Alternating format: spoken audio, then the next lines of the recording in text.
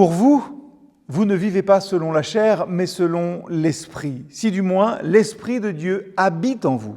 Si quelqu'un n'a pas l'Esprit de Christ, il ne lui appartient pas. Ce verset 9 du chapitre 8 de la lettre aux Romains souligne une vérité essentielle pour tout croyant. Notre identité et notre mode de vie sont définis par la présence du Saint-Esprit en nous.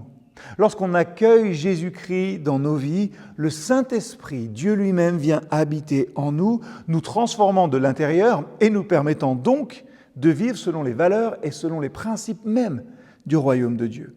Vivre selon l'Esprit, ça signifie que nos pensées, nos paroles et nos actions sont influencées, dirigées par le Saint-Esprit plutôt que par nos propres désirs égoïstes et nos inclinations finalement toutes humaines. L'Esprit de Dieu est Dieu. Il est aussi pour nous une puissance transformante qui nous aide à vaincre l'esclavage du péché dans notre vie, à cultiver les fruits de l'Esprit et à vivre une vie qui honore Dieu simplement. C'est par son influence que nous sommes renouvelés dans notre manière de penser, de ressentir ou d'agir, en devenant chaque jour semblables à Jésus-Christ.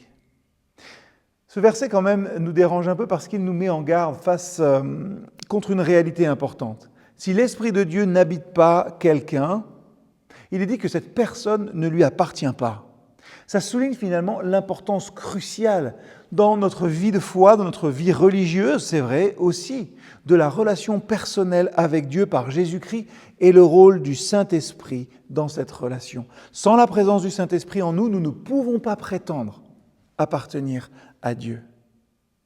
C'est pour ça que ce verset 9 du chapitre 8 de la lettre aux Romains nous encourage finalement à examiner profondément et sérieusement notre propre cœur et notre propre vie.